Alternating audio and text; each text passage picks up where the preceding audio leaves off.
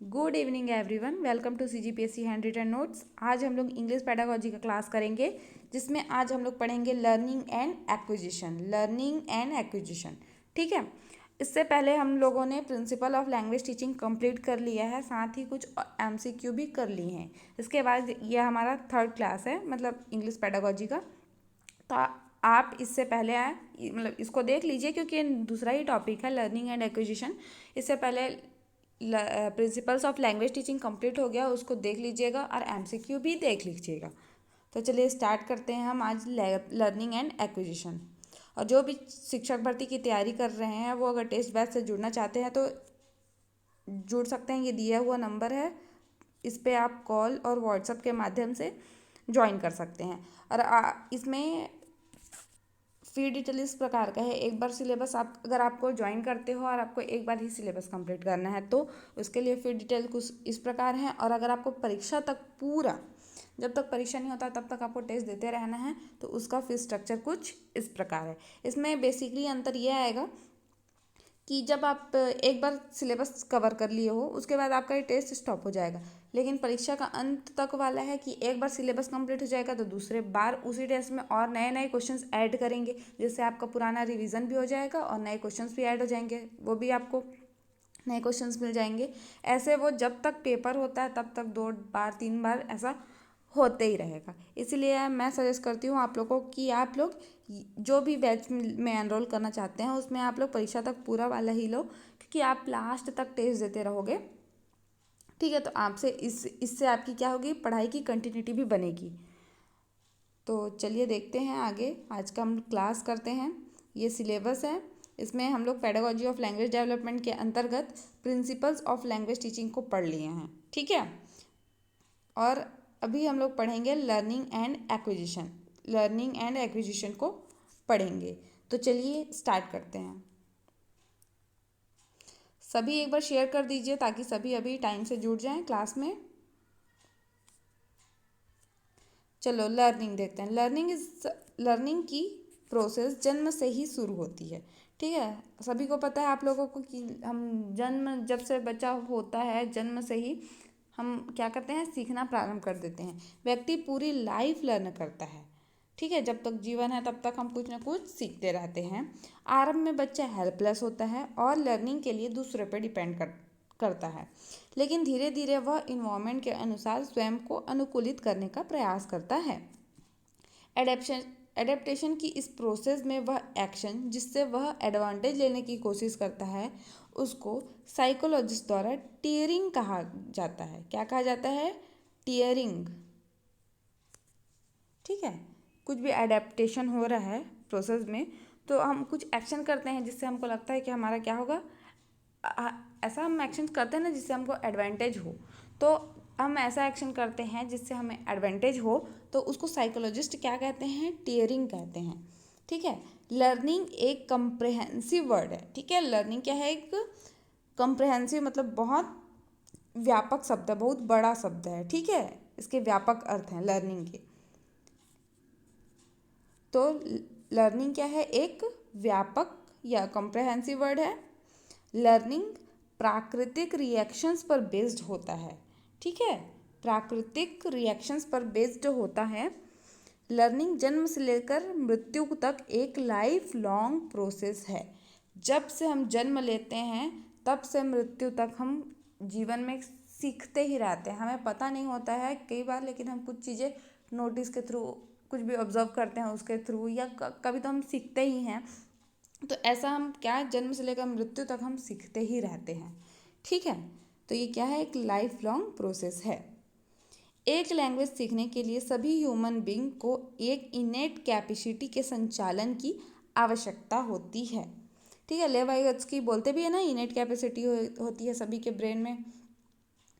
हमें लैंग्वेज सीखने की एक इनेट कैपेसिटी होती है, इसलिए हम लैंग्वेज को अर्जित कर लेते हैं। ठीक है, हमारे स्कूल में कई सब्जेक्ट्स पढ़ाए जाते हैं। इंग्लिश को सेकंड लैंग्वेज के रूप में पढ़ाया जाता है, अतः इंग्लिश लर्निंग के लिए स्टूडेंट्स को पर्टिकुलर प्रैक्टिस दी जाती है और मदर टंग की हेल्प ली जाती है। जब भी हम सेकंड लैंग्वेज सीखते हैं तब हम किसके माध्यम से सीखते हैं? जनरली हम लोग अपने जो मदर टंग होती है उसकी माध्यम से सीखते हैं। तो वही बोल रहा है कि पर्टिकुलर प्रैक्टिस दी जाती है तथा किसकी, मदर टंग की हेल्प ली जाती है। ठीक है, मदर टंग की हेल्प ली जाती है। अब आगे देखते हैं। इतना हम लोग बेसिक देखे हैं कि लर्निंग क्या होता है। ठीक है,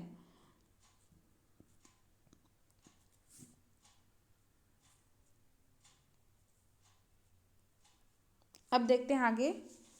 आप लोग सभी शेयर कर दीजिए, अगर पसंद आएगा तो लाइक भी कीजिएगा, और बताना कि आप लोग को एमसीक्यू, इसके बाद एमसीक्यू क्लासेस चाहिए कि नहीं। फिलोसॉफिकल फ्रेमवर्क की 3 कैटेगरीज हैं। ठीक है, फिलोसॉफिकल फ्रेमवर्क की कितने कैटेगरीज हैं? 3 कैटेगरीज है, और वो कौन कौन सी है वो देखेंगे, जिनके तहत लर्निंग थ्योरीज डिपेंड करती है। तो पहला है बिहेवियरिज्म, मतलब व्यवहार। दूसरा है कॉग्निटिविज्म, ठीक है, मतलब संज्ञानात्मकता। और थर्ड है आपका कंस्ट्रक्टिविज्म, मीन्स रचनात्मकता। ठीक है, ये हो गया व्यवहार, संज्ञानात्मकता और रचनात्मकता। इसके बाद है, अब ये क्या होता है देख लेते हैं। बिहेवियरिज्म केवल लर्निंग के उद्देश्य, ऑब्जर्वेबल एस्पेक्ट्स पर केंद्रित है। ठीक है, किस पे है बिहेवियरिज्म, किस पे डिपेंड करता है, मतलब किसको केंद्रित करता है, तो वो सिर्फ लर्निंग के उद्देश्य के लिए। ठीक है, और कॉग्निटिविज्म थ्योरीज मस्तिष्क आधारित होता है। ठीक है, मस्तिष्क आधारित लर्निंग को एक्सप्लेन करने के लिए बिहेवियर से परे दिखते हैं। ठीक है, इसमें हम लोग का मेन ये है कि बिहेवियरिज्म किस पर मतलब किससे रिलेटेड है, तो लर्निंग से। ठीक है, कॉग्निटिविज्म थ्योरी बोलेंगे तो ये हमारे माइंड बेस्ड है। ठीक है, मस्तिष्क आधारित लर्निंग है, और जो बिहेवियरिज्म है वो ऑब्जर्व करते हैं उस वो वाली लर्निंग है। और कंस्ट्रक्टिविज्म प्रोसेस, जिसमें लर्नर सक्रिय रूप से न्यू आइडियाज़ या कॉन्सेप्ट्स का निर्माण करते हैं, उसको कंस्ट्रक्टिविज्म कहते हैं। तो तीनों आप लोग को समझ में आया होगा। बिहेवियरिज्म में क्या है, जब हम कुछ सीखने के उद्देश्य से हम कुछ ऑब्जर्व करते हैं, है ना, ऑब्जर्वेबल एस्पेक्ट्स पर केंद्रित होता है, उसको क्या कहते हैं, बिहेवियरिज्म। सेकेंड है आप लोग का कॉग्निटिविज्म। ये क्या होता है, इसमें लर्निंग हमारी माइंड बेस्ड होती है। ठीक है, तो ये हो गया संज्ञानात्मकता। और थर्ड है कंस्ट्रक्टिविज्म प्रोसेस। इसके थ्रू क्या होता है, लर्नर सक्रिय रूप से न्यू आइडियाज़ और कॉन्सेप्ट्स का क्या करते हैं, बिल्ड करते हैं। ठीक है, न्यू आइडियाज़ एंड कॉन्सेप्ट्स क्या करते हैं, बिल्ड करते हैं। तो ये हो गया आप लोग फिलोसफिकल फ्रेमवर्क के 3 main categories. 3 main categories, behaviourism, cognitivism और कंस्ट्रक्टिविज्म। नेक्स्ट हम यहाँ पे कुछ लर्निंग के डेफिनेशंस, आप लोगों का भी एक मतलब डेफिनेशंस याद नहीं होता है ना, तो इसको हम लोग कुछ कुछ ट्रिक के माध्यम से आप लोग भी बनाइएगा, ट्रिक के थ्रू इसको याद कीजिएगा, तभी क्या होगा, याद होगा। मतलब कुछ कुछ कीवर्ड्स देख लीजिए कि इसमें ये वर्ड है तो इसका पक्का ये होगा, ऐसा करके। ठीक है, तो चलिए हम लोग लर्निंग से रिलेटेड जितने भी डेफिनेशंस है उसको देखते हैं। फर्स्ट है ब्लेयर, जॉन्स एंड सिम्पसन। ये तीनों का है, ब्लेयर, जॉन्स एंड सिम्पसन का। Any change of behaviour which is result of experience, कुछ भी चेंज होता है एक्सपीरियंस के बेस पे, and which cause people to face later situation differently may be called learning. कुछ भी हमारे अनुभव के द्वारा हमारा जो भी बिहेवियर में चेंज होता है उसको क्या कहते हैं, लर्निंग कहते हैं। ठीक है, ये बोले हैं ब्लेयर, जॉन्स एंड सिम्पसन। ठीक, नेक्स्ट है, इसको आप लोग समझिएगा। इसमें हम लोग क्या कर सकते हैं, इसका आप लोग एक ट्रिक भी बना सकते हो कि जब भी बिहेवियर में चेंज हो रहा है ना, किसके थ्रू, एक्सपीरियंस के थ्रू। ठीक है,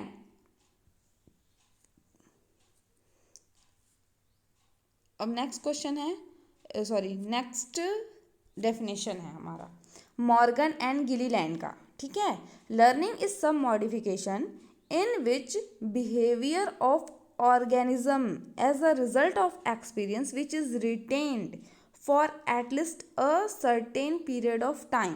तो इसमें क्या है, जो भी चेंजेस है, मॉडिफिकेशन हो रही है, ठीक है, बिहेवियर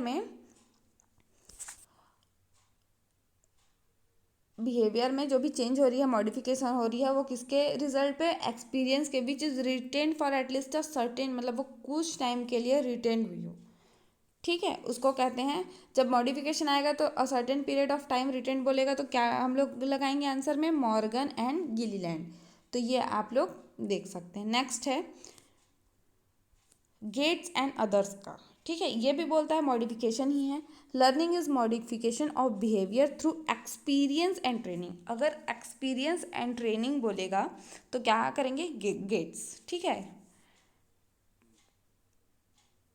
एक्सपीरियंस एंड ट्रेनिंग कोई भी, अब हम लोग बेसिकली देख क्या रहे हैं, लर्निंग। लर्निंग हमेशा हम यही देख रहे हैं कि उसमें मॉडिफिकेशन हो रहा है, तो ये तो सबके में कॉमन ही है ना।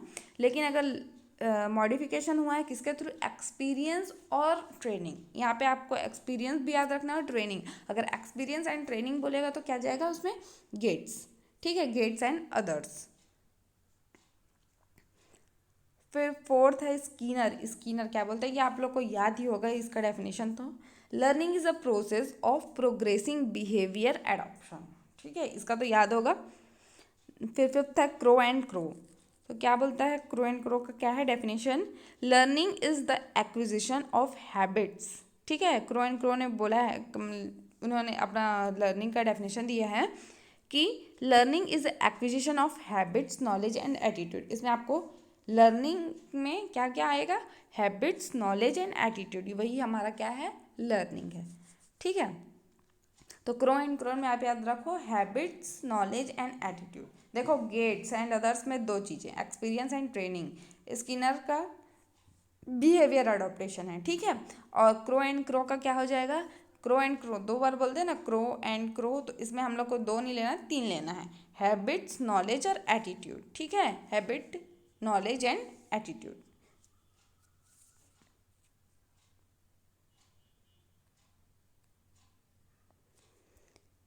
फिर देखते हैं Kuppuswamy. Learning is the process by which an organism as a result of its interaction in a situation acquires a new mode of behavior pattern of organism to same degree। इसमें new mode of behaviour pattern को आप याद रखो।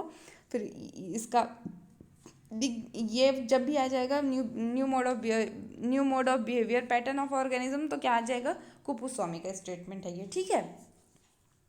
तो ये हम कुछ statement भी देख लिए हैं, ऐसे आप कुछ कुछ देखेंगे रोज का डेफिनेशन, तो आपको डेफिनेशन भी याद होगा। अब देखते हैं कैरेक्टरिस्टिक्स ऑफ लर्निंग, ठीक है।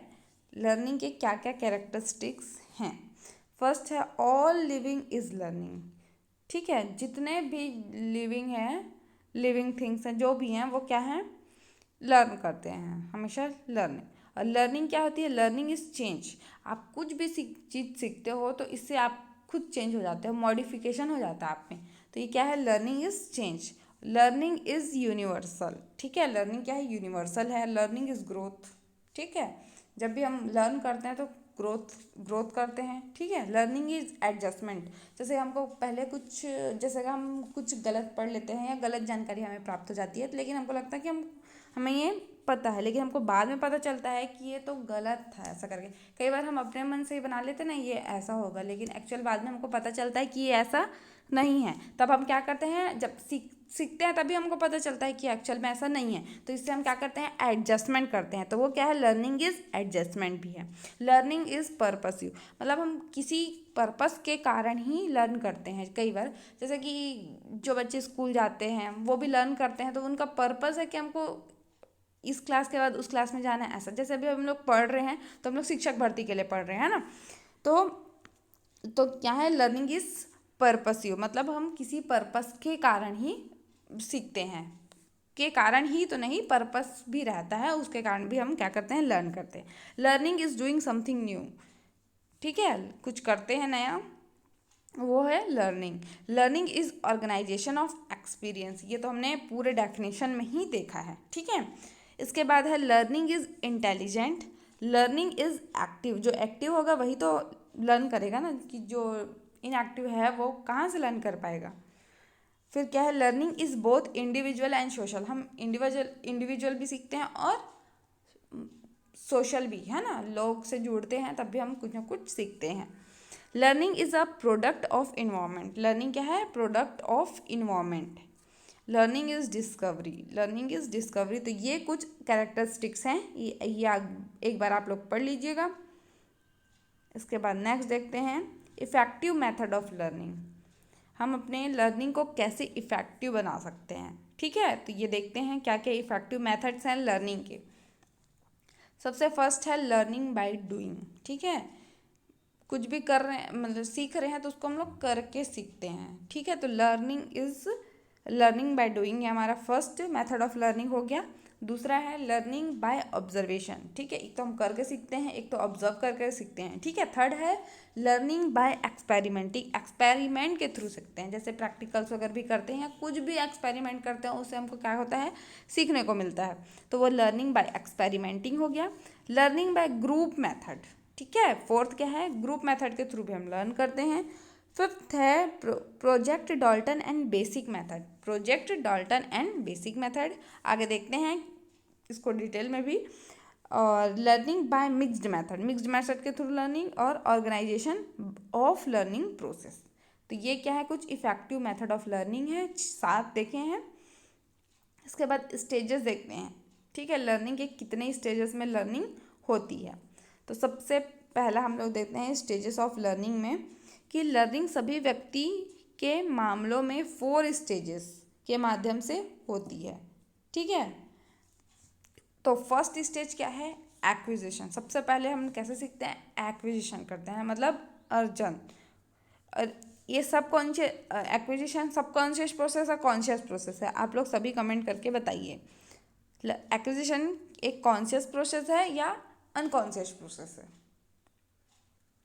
इस स्टेज के दौरान व्यक्ति न्यू टास्क लर्न करता है एक्विजिशन के दौरान, ठीक है। एक्विजिशन नेचुरली हो जाता है, हम उसको सीखते नहीं हैं, है ना। सीखना मीन्स लर्निंग होता है, एक्विजिशन मीन्स अर्जित करना, तो वो हम अर्जन कर लेते हैं, वो नेचुरली होता है, ठीक है। सेकंड देखते हैं, सेकंड स्टेज क्या है, इन्फ्लुएंस और प्रोफिशिएंसी, ठीक है। इस स्टेज के दौरान व्यक्ति हाई डिग्री की एक्यूरेसी के लिए न्यू टास्क को परफॉर्म करना सीखता है। अब यहाँ पे हम एक्विजिशन तो कर रहे हैं, फिर सेकंड स्टेज आ गया हमारा इन्फ्लुएंस और प्रोफिशिएंसी। इस दौरान हम क्या करते हैं, हाई डिग्री की एक्यूरेसी, जो हमारी एक्यूरेसी होनी चाहिए वो हाई डिग्री की होनी चाहिए, मतलब हम एकदम एक्यूरेसी के साथ काम करें, एक्यूरेसी के साथ जो भी टास्क है उसको परफॉर्म करें, इसलिए होता है हमारा इन्फ्लुएंस और प्रोफिशिएंसी। ये हमारा सेकंड स्टेज है, ठीक है। थर्ड स्टेज है मेंटेनेंस। तो मेंटेनेंस क्या होता है देखते हैं। इस स्टेज के दौरान व्यक्ति टीचिंग के बाद भी स्वतंत्र रूप से टास्क करने में एबल होता है, ठीक है। फिर फोर्थ स्टेज है जनरलाइजेशन। क्या है फोर्थ स्टेज, जनरलाइजेशन। इस स्टेज के दौरान व्यक्ति लर्नड स्किल्स या टास्क को अन्य सिचुएशन और इन्वायरमेंट में जनरलाइज करना सीखता है। कुछ भी हम सीखे हैं तो उसको हमको जनरलाइज करना भी आना चाहिए, है ना। किसी भी कोई सा भी सिचुएशन हो या इन्वायरमेंट है, तो ये हमको फोर्थ स्टेज से मिलता है जनरलाइजेशन के थ्रू। तो हम लोग 4 स्टेज देखे हैं, कौन कौन सा है सभी बताइए। फर्स्ट स्टेज क्या है, एक्विजिशन। सेकेंड स्टेज है आपका इन्फ्लुएंस या प्रोफिशिएंसी, और थर्ड स्टेज में मेंटेनेंस, और फोर्थ स्टेज है जनरलाइजेशन। आपको ये पूछ सकता है एग्जाम में कि स्टेजेस ऑफ लर्निंग इनमें से नहीं है, तो उसमें 3 दे देगा, एक्विजिशन, इन्फ्लुएंस दे दिया, मेंटेनेंस दे दिया, जनरलाइजेशन। चारों तो नहीं रहेगा, एक तो को हटा के कुछ दूसरा कर सकता है ना। तो ये चारों हैं, आपको याद होना चाहिए। फर्स्ट स्टेज है एक्विजिशन, सेकंड है इन्फ्लुएंस या प्रोफिशिएंसी, थर्ड है मेंटेनेंस और फोर्थ है जनरलाइजेशन। ये हो गया स्टेजेस ऑफ लर्निंग। अब देखते हैं लैंग्वेज एक्विजिशन, ठीक है। लैंग्वेज एक्विजिशन, लैंग्वेज एक्विजिशन वह प्रोसेस है जिसके द्वारा मनुष्यों को लैंग्वेज को समझने और परसीव करने की कैपेसिटी प्राप्त होती है। साथ ही वर्ड्स और सेंटेंस का उपयोग करने के लिए कम्युनिकेट किया जाता है, ठीक है। हम जब बातचीत करते हैं, कम्युनिकेट करते हैं, तभी तो हम वर्ड्स और किसके थ्रू करते हैं, वर्ड्स का यूज़ करते हैं, वर्ड्स से सेंटेंस बनाते हैं, है ना। तो इससे हम क्या करते हैं, कम्युनिकेट करते हैं। लैंग्वेज एक्विजिशन मानवीय गुणों में से एक है, क्योंकि नॉन ह्यूमंस लैंग्वेज का यूज़ करके कम्युनिकेट नहीं करते हैं। हम ह्यूमंस ही हैं जो क्या करते हैं, लैंग्वेज का यूज़ करते हैं। जो नॉन ह्यूमंस हैं वो भी नहीं करते हैं। जैसे कि आप कोई भी अदर लिविंग जैसे कि आप किसी एनिमल्स को ही ले सकते हो, है ना, वो क्या लैंग्वेज का यूज़ करते हैं कम्युनिकेट करने के लिए? नहीं करते हैं। ठीक है, वो क्या यूज़ करते हैं? सभी आप लोग कमेंट में बताइएगा कि क्या यूज़ करते हैं। और जब वो लैंग्वेज का यूज़ नहीं करते, वो भी तो अपने आपस में बातचीत करते हैं ना, तो कैसे करते हैं वो लोग? सांकेतिक, है ना, संकेत के माध्यम से जो भी है, हम बातचीत भी करते हैं तो संकेत के माध्यम से भी कर सकते हैं, तो वैसे करते हैं। एक तो हमारे पास हम ह्यूमंस ही हैं जिन जो लैंग्वेज के थ्रू क्या करते हैं, कम्युनिकेट करते हैं। इसके बाद देखते हैं लैंग्वेज एक्विजिशन क्या है, थोड़ा डिटेल में देखते हैं। ठीक है, लैंग्वेज एक्विजिशन आमतौर पर फर्स्ट लैंग्वेज एक्विजिशन को संदर्भित करता है, जो इन्फेंट्स की नेटिव लैंग्वेज के एक्विजिशन का अध्ययन करता है। फर्स्ट लैंग्वेज, जनरली हम लोग फर्स्ट लैंग्वेज को ही क्या करते हैं, एक्वायर करते हैं, है ना। जो हमारा नेटिव लैंग्वेज होता है उसी को एक्विजिशन करते हैं। ठीक है, नेटिव लैंग्वेज मीन्स जहाँ हम लोकल हैं वहाँ का लैंग्वेज। ठीक है, भले ही प्रीलिंगुअल डिफनेस के परिणाम स्वरूप स्पोकन लैंग्वेज या साइन लैंग्वेज हो, यह सेकेंड लैंग्वेज एक्विजिशन से अलग है।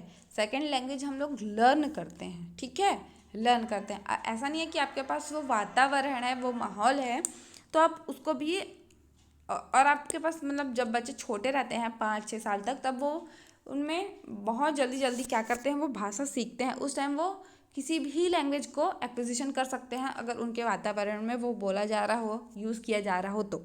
ठीक है, ऐसा नहीं है कि हम लोग एक ही लैंग्वेज को एक्वायर करते हैं, ऐसा नहीं है। जब हमको उस टाइम पे वो एटमॉस्फेयर मिलता है तो हम कई लैंग्वेज को भी क्या कर सकते हैं, एक्वायर कर सकते हैं। तो यह सेकेंड लैंग्वेज एक्विजिशन से अलग है। ठीक है, सेकेंड लैंग्वेज में हम क्या करते हैं, जनरली लर्न करते हैं। ठीक है, जो एडिशनल लैंग्वेज के एक्विजिशन चिल्ड्रन एंड एडल्ट से संबंधित है।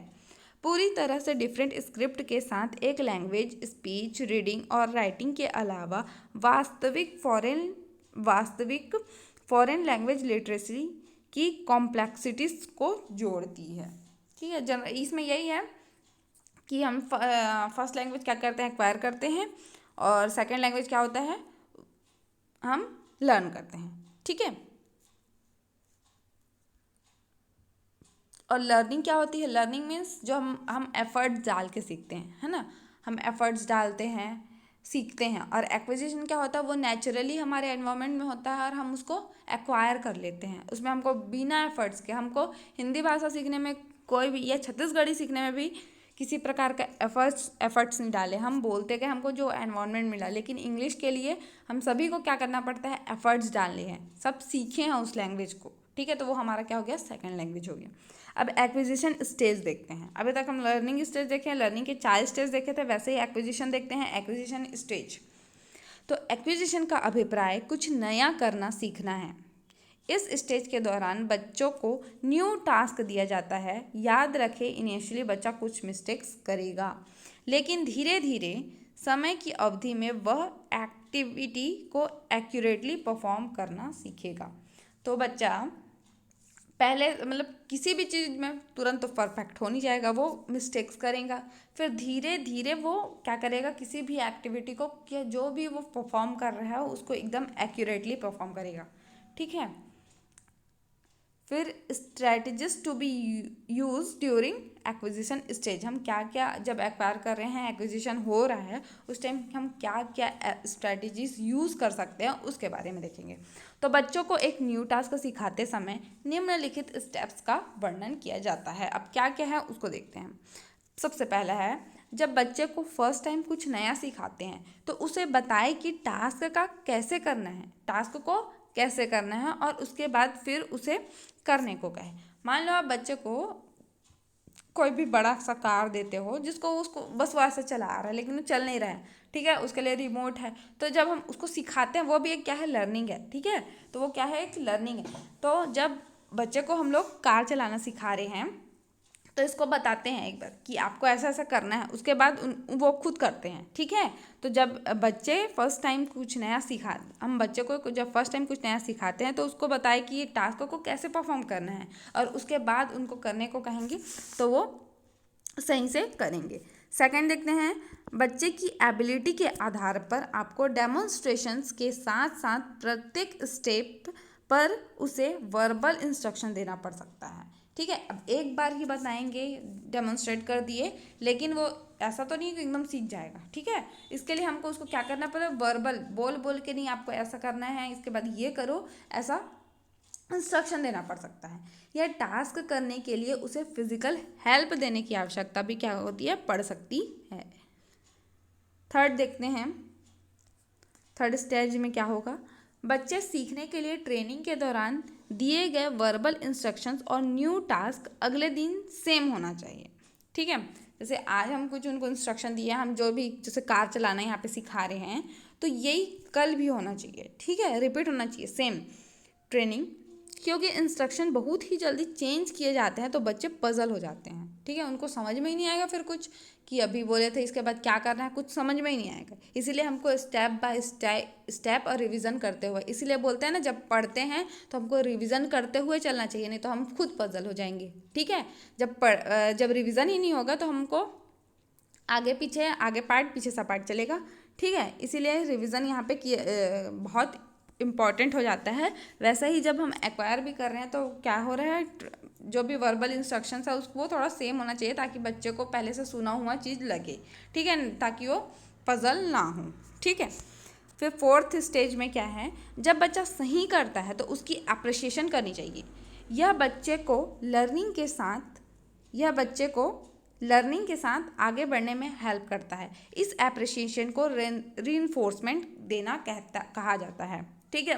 जैसे बच्चा कुछ कर दिया, अरे अब वो कार चलाना स्टार्ट कर दिया, ठीक है, बच्चा क्या कर रहा है, कार चलाना स्टार्ट कर दिया, तो आपको उसको प्रोत्साहित करना है, अरे वाह तुमने तो कर दिया करके, है ना। तो उसको एप्रिसिएशन से उसको क्या होगा, और बल मिलेगा, है ना, क्यों, और आगे बढ़ने और कुछ भी सीखने के लिए वो क्या ऐसे में तत्पर होगा, ठीक है। और इसी को जो एप्रिसिएशन हम देते हैं बच्चों को, ठीक है, ताकि वो प्रोत्साहित हो और आगे बढ़े, इसी को रीइंफोर्समेंट कहते हैं, ठीक है। क्या कहते हैं, रीइंफोर्समेंट।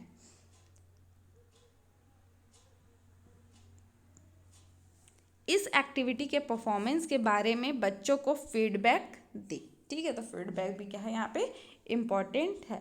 तो आज इतना ही करते हैं, लर्निंग एंड एक्विजिशन में हम लोग इतना ही देखे हैं, ठीक है। अगर आप लोग को क्लास पसंद आया होगा तो लाइक कर देना, शेयर भी कर देना, और चैनल में अगर नए जुड़े हो तो सब्सक्राइब कर देना। अगर शिक्षक भर्ती बैच से नहीं जुड़े हैं टेस्ट बैच में, तो आप जुड़ सकते हैं, ठीक है। ये आपका फीस डिटेल हो गया है, और कोई सा भी आपको इससे रिलेटेड जो भी क्वेरी होगी या जानकारी चाहिए आपको, तो आप इस नंबर पर कॉल और व्हाट्सएप के माध्यम से जानकारी ले सकते हैं, ठीक है। Thank you.